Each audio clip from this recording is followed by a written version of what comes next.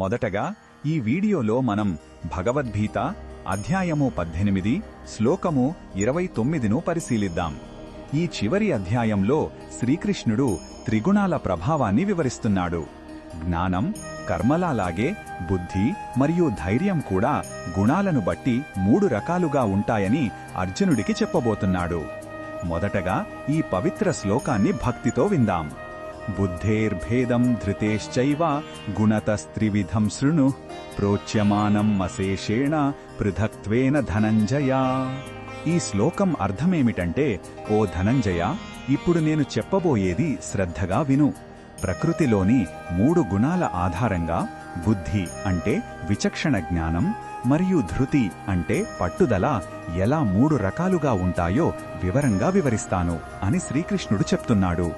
మన ఆలోచనా విధానం, సంకల్ప బలం మనలో ఉండే గుణాన్ని బట్టి మారుతాయని దీని సారాంశం. ఈ శ్లోకంలో ఉన్న భావం మనకు ఏమి చెప్తుందంటే, మనల్ని మనం అర్థం చేసుకోవాలంటే మన బుద్ధి, పట్టుదల ఏ గుణం చేత ప్రభావితం అవుతున్నాయో తెలుసుకోవాలి. ఇది మనల్ని ఆత్మ పరిశీలన చేసుకోమని, మన స్వభావాన్ని గ్రహించమని ప్రోత్సహిస్తుంది. ఈ బోధనను మన దైనందిన జీవితంలో ఎలా ఉపయోగించుకోవచ్చు అంటే, మనం తీసుకునే నిర్ణయాలు ఎందుకు కొన్నిసార్లు సరైనవిగా, కొన్నిసార్లు తప్పుడివిగా ఉంటాయో అర్థం చేసుకోవచ్చు. మనలో ఏ గుణం ఎక్కువగా ఉందో గమనించి సాత్విక గుణాన్ని పెంచుకునే ప్రయత్నం చేయడం ద్వారా మనం మంచి నిర్ణయాలు తీసుకుని వాటికి స్థిరంగా కట్టుబడి ఉండగలుగుతాం. మరిన్ని భగవద్గీత శ్లోకాల అర్థాన్ని తెలుసుకోవాలంటే మా తదుపరి వీడియోలను తప్పకుండా చూడండి.